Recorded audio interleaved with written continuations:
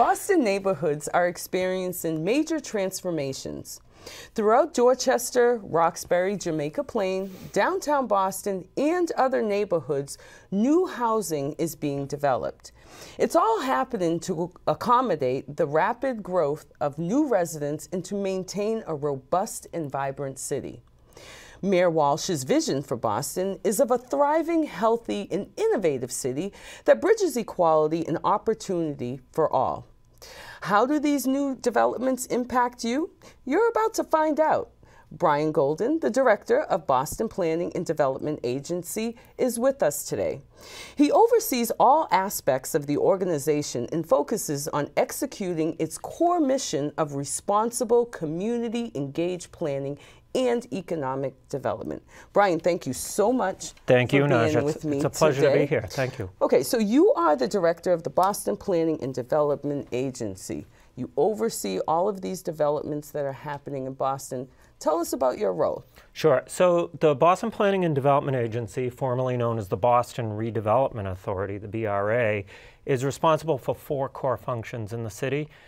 We're the city's planning agency, do all the city's urban planning. We permit major real estate development projects. We own significant amounts of real estate, primarily in the Charlestown Navy Yard, which we took from the federal government in the 1970s. Same is true over in the Ray Flynn Marine Park, formerly known as the Boston Marine Industrial Park. That's over in the South Boston waterfront. There's Massport facilities there, cruise terminals, and a variety of industrial uses. That, again, was a federal Department of Defense facility up through the mid-1970s. So we took both these parcels, Charlestown Navy Yard and the Marine Park over in South Boston, and we redeveloped them. So they are sort of significant economic engines in the city, and they help provide revenue that fund the agency and all of our development activities. Oh, great. Okay. And finally, what we also do is we run the Mayor's Office of Workforce Development, OWD, and simply put, what OWD does is invests in workforce training. We spend about $20 million a year helping Bostonians acquire the education and vocational skills necessary to compete in the economy of the 21st century. Okay, we're going to get into that because you provide workshops and programs for residents within the city. We'll talk about that a little bit later, but I want to dig into the developments. When did this, because there's a lot of developments going up through the city of Boston, when did this process begin? Why now? Sure, what you're witnessing now is a recovery from the Great Recession and financial crisis of 2008. I came to work at the then Boston Redevelopment Authority in 2009. Nothing was being built in the city. I think it's important for everybody to realize it wasn't that long ago that nothing was being built, and we're playing catch up. The 2008 recession saw a new reality where no one was investing in real estate development, so occasionally a university or a medical institution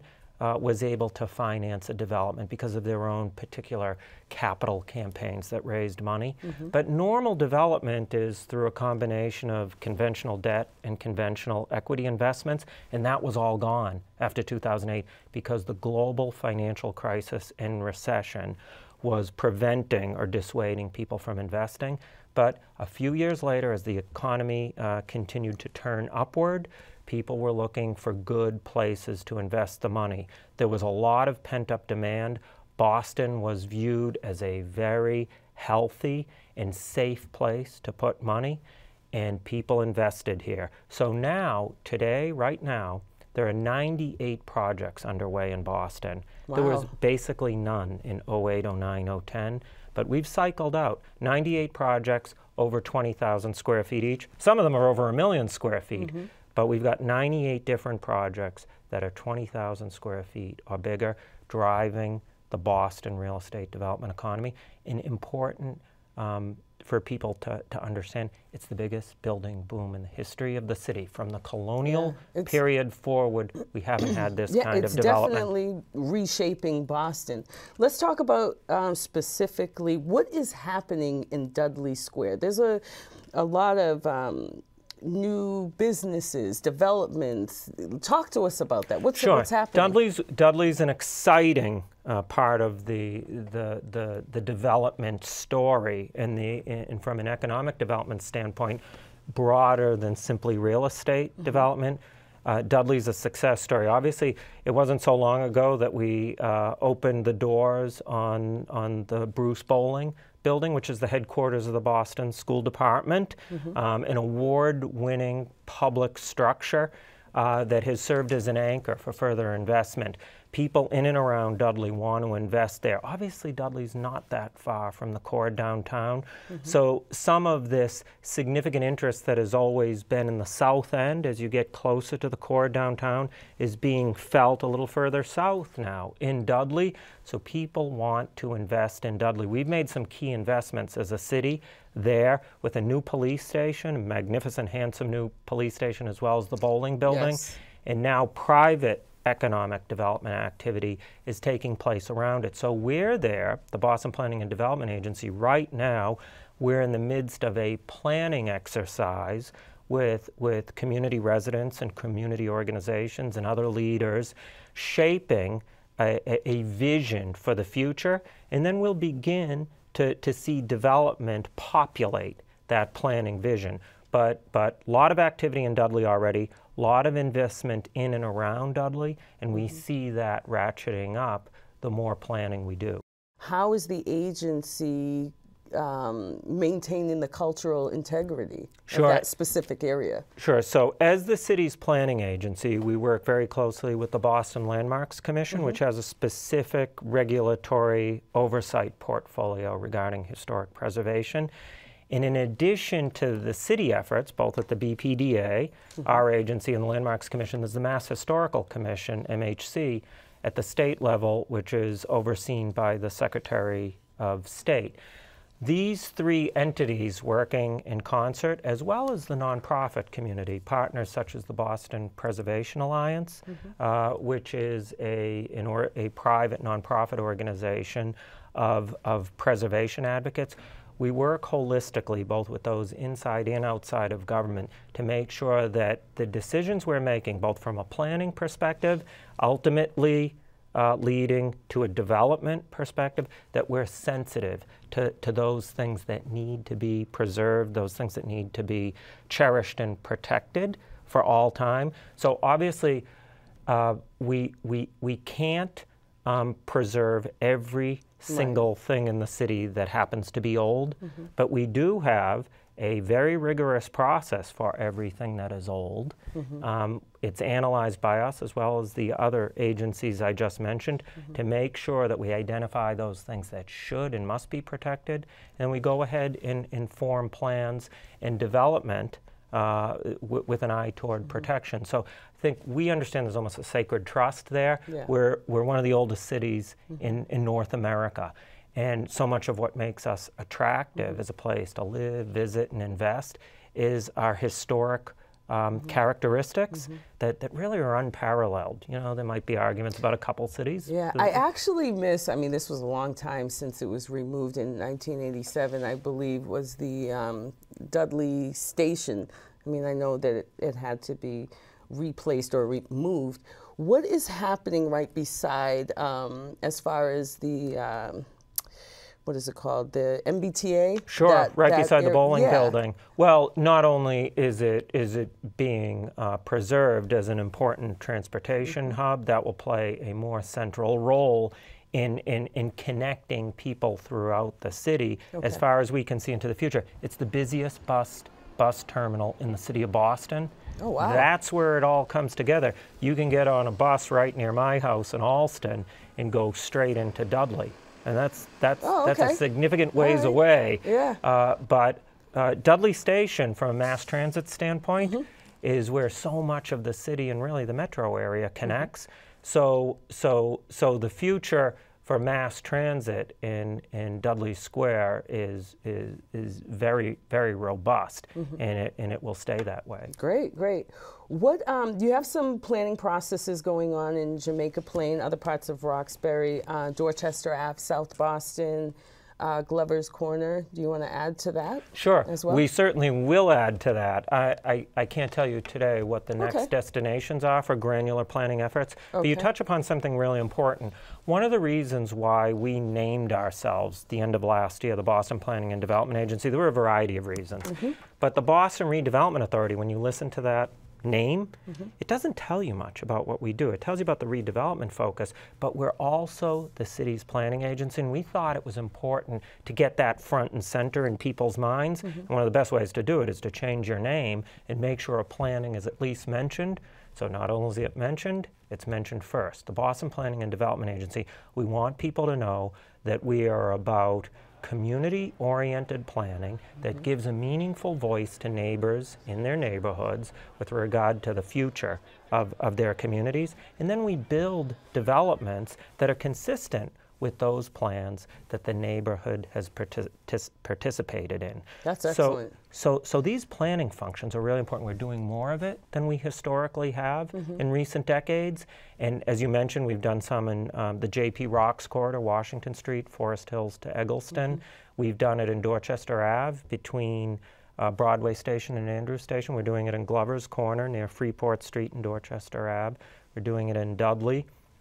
We're doing it in multiple other locations to be announced soon. Basically, these things take a lot of time and effort and resources, but we have to devote it. It's a pretty big, 98 developments that you're doing Correct. around the city? Yeah, I would 98 say so. large real estate development projects, and we want to make sure that we're getting ahead of the curve. Where we see development heating up, we're doing the best we can to get some planning in place so that when the development actually comes, it's coming into a well-planned environment. How do you pick where? Like where you're going to actually establish these places? Sure. Well, the market tells us a lot. We know where people are interested in developing. We know where people are interested in building. And so we can't always get ahead of it. We'd argue that every time there is a development being proposed, if we think it's a good development and the community think it's a good development, we'll apply sound planning principles to each development. But to the extent we can, to the extent we have the resources and the staff time, we will do a granular, broader planning effort in a neighborhood to accommodate proposals that are not yet before us, to begin to think ahead of the development curve. Hey, this is an area people seem interested in developing in. Let's get some good planning done so the planning's out of the way before the development shows up. We try to do both. Sometimes the development's in front of us. As you mentioned, there's 98 here already. We apply sound planning principles wherever development is taking place, but to the extent we can, we do a much broader planning study with community participation to get ready for development that's not quite here yet. That's great. I want to talk about downtown Boston because there's heavy construction going on over there. What benefits, how does that benefit the different neighborhoods within the city? It's a great question. And I always say when people ask about downtown development, whether you ever set foot in one of these commercial office towers or residential towers downtown or not, whether you ever go near them or not, they're paying significant dividends for the people of Boston throughout the city. For instance, new development this year, this fiscal year, which ends in June, is throwing off 75 million new tax dollars. So the city of Boston's revenues this fiscal year have grown by about $150 million from the prior year. Half of that is from brand new development being taxed for the first time, $75 million. That goes toward addressing the needs, the wants, the desires, the aspirations of the people of Boston throughout the city. Again, so no matter where you're coming from, no matter whether or not you go to work or visit one of these buildings, that $75 million in additional development property tax revenue is paying dividends for the people of Boston. The other thing, residential development. So every residential development over 10 units in Boston is required to either create affordable housing on site, if it's a residential development, or make a payment. To the extent it isn't done off-site, you're going to make a per-unit payment to the City of Boston, and that payment can only be used to create affordable housing by the city's Department of Neighborhood Development.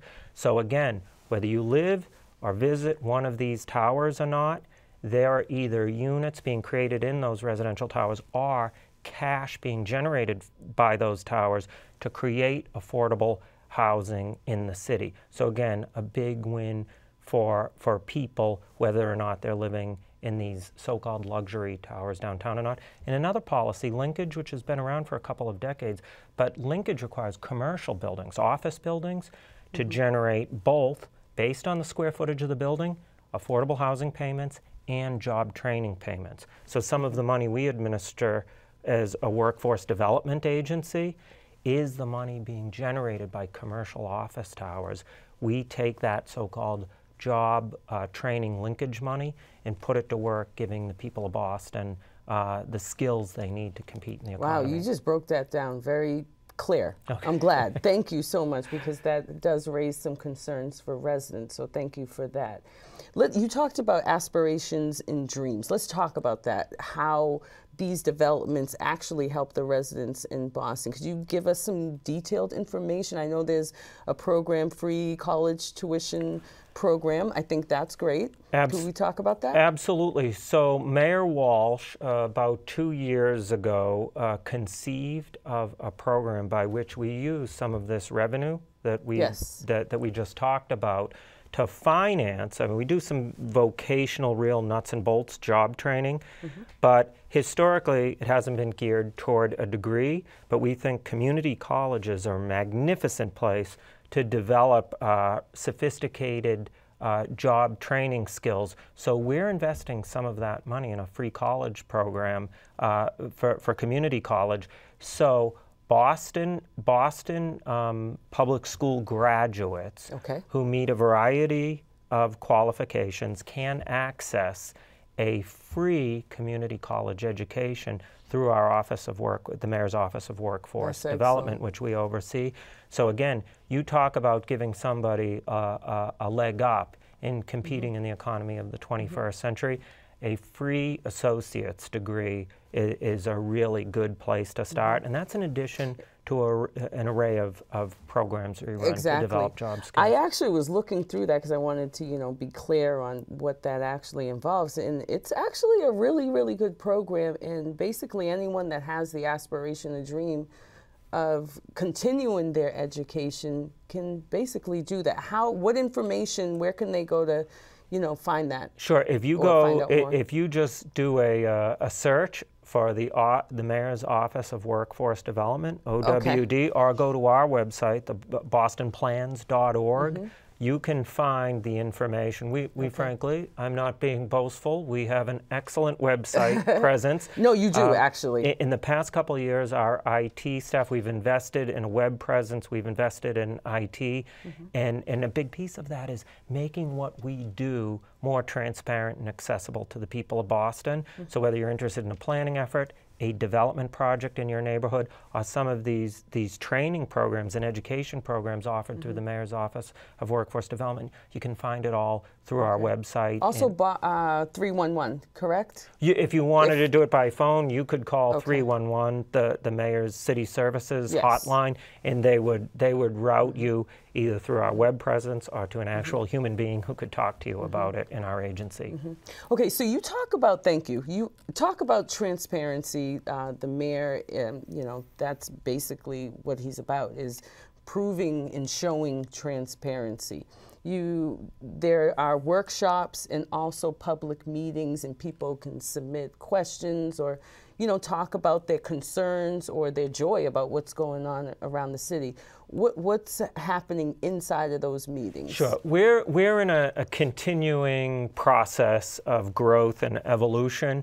One of the reasons we changed our name from Boston Redevelopment Authority to the Boston Planning and Development Agency is the BRA had some baggage. It was 60 years old. It would be 60 years old today. It was formed in 1957 to help jumpstart development in Boston. And it had some tremendous successes. Modern Boston is, in large part, a creature of the Boston Redevelopment Authority. However, some of its practices were less than transparent. I think it's fair to say it was an opaque agency. It had tremendous authority, tremendous power to affect our built environment, but it was perceived often as working behind closed doors and only interacting with the public when it absolutely must. So we've tried to move it in the opposite direction. When in doubt, we go out to the public. When in doubt, we err on the side of transparency, not obscurity, not on the opaque practices of the past. We want people to know what we're doing and why we're doing it. So we do more community meetings. We've been studied by a variety of different entities, graduate students who've analyzed our practices at some of the urban planning programs in Metro Boston. McKinsey came in to do a consultancy and reviewed our operations 2 years ago. Most of the feedback we get is we're doing far more as far as our openness to the community, our interactions, our public meetings, our public processes than most of our peer cities in America. So we're always out in the neighborhood. I go out, staff goes out, and we talk to people where we think we need to be. Look, this is a big city, and there's a lot of demands for attention, but we aspire to get where we need to be to have those conversations. We're an agency of 250 people, roughly, on any given day, and most of our life is lived either at City Hall, where we need to do sort of the nuts and bolts work of making sure that the agency is well run, but really where we aspire to be more and more is in the neighborhoods, listening to people and making sure that people feel they have a meaningful voice in planning and ultimately in the development that comes to their neighborhood. And I think we're doing a good job at that. We're also— I would say you are. Thank you. And we feel we can't change perceptions overnight of the agency. Correct. But if we work day after day, in the long run, we'll be viewed as a much more legitimate force for good in the city than maybe the BRA had been viewed in the past. Okay. Yeah, and you know what? You also cannot satisfy everybody's needs or concern or whatever it may be. Now, this level of developments throughout the city can cause some concern about displacement. How is the agency prepared to actually deal with that? Sure. Now, it's important to keep in mind, again, we're going through the biggest building boom in history for a pretty basic reason. Boston's getting bigger. It's getting a lot bigger. It's busy. Yes. When I grew up in Boston, I've been here my whole life.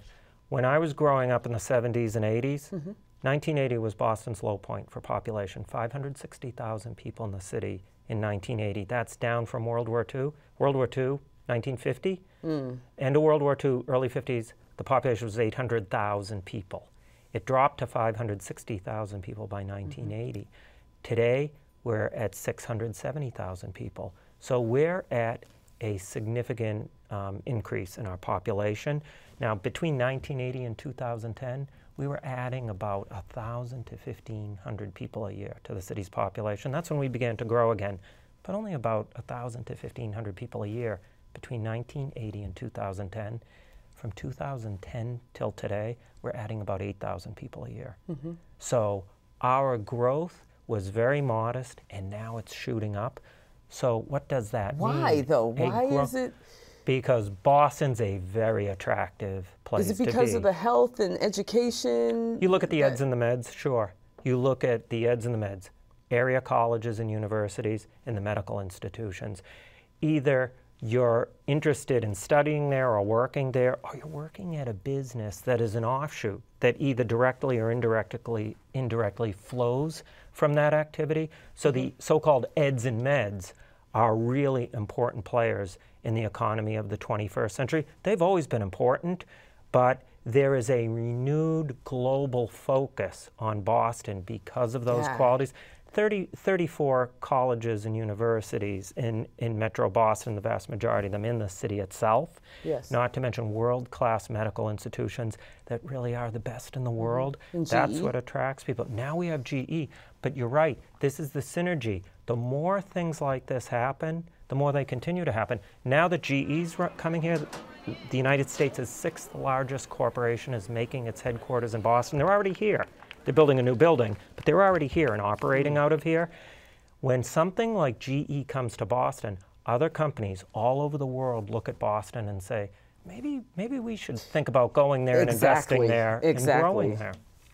It's overwhelming, to be honest. So the population is growing, and what we have to do with a growing population is build housing to accommodate that population. Because if we don't build new housing, significant new amounts of housing, what happens to the existing housing stock? Tremendous pressure on it. Tremendous pressure. New Bostonians, new people arriving in the city who want to buy are driving the prices up, both for rentals and for purchase opportunities. So that will make displacement a much greater danger to the existing population of Boston. So the traditional working class neighborhoods of Boston, they're going to be far more under siege by the new arrivals who are coming with significant professional backgrounds, white-collar, educated new arrivals who are going to buy the 2-family or 3-decker that people live in our traditional working class neighborhoods. That increases the prices. That's already happening. But if we build new stock to draw those new arrivals into the new stock, we can take the pressure off the existing stock. So if we don't build for a growing Boston, displacement and gentrification becomes a far greater challenge for the existing population of the city. Okay, so let's move on. I want to talk to you about parks and public spaces. How does that fit into the city of Boston? What's going on there?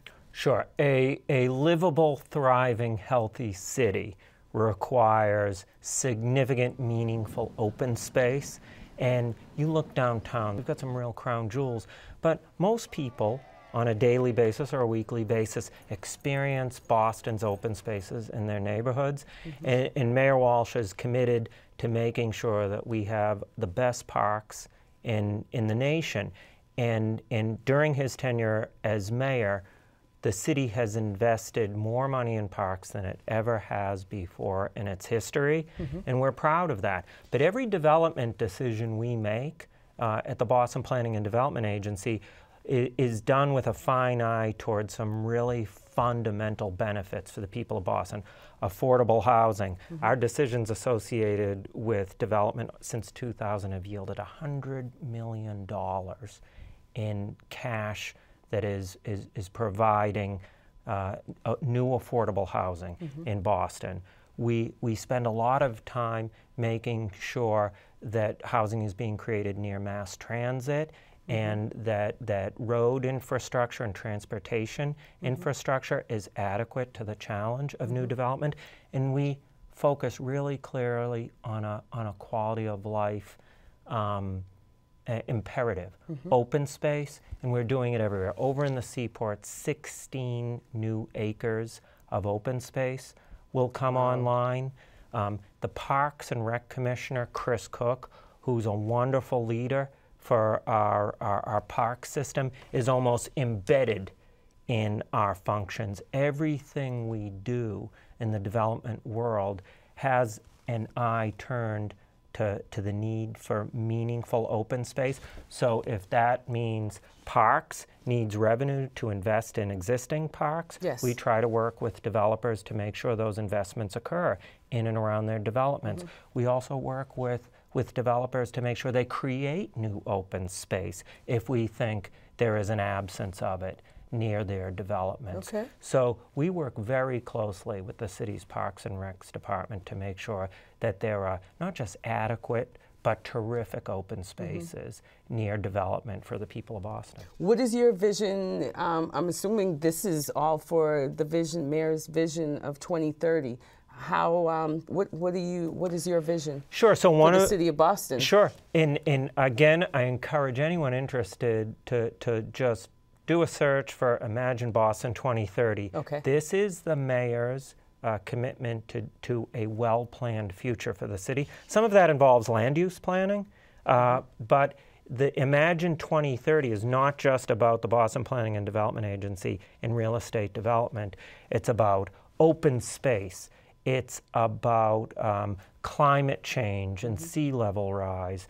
It's about transportation. It's about affordable housing. It's about public health. So many different aspects, It's about social and economic equity. So Imagine Boston 2030 has been a 2-year effort to set specific goals for Boston in 2030. What do we want the city to look like in 2030?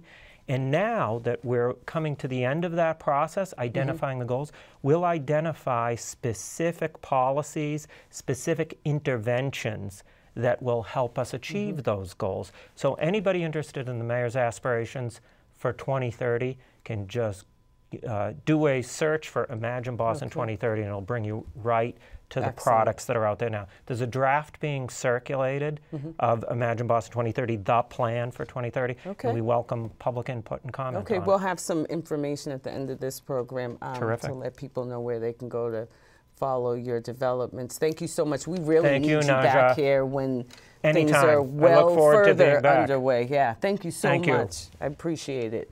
If you would like further information about what we discussed, please visit bostonplans.org. You can also get the latest updates of BPDA, if you'd like, on Twitter at Boston Plans. Thanks for watching The Commissioner's Corner. I'm Najya Mawasi.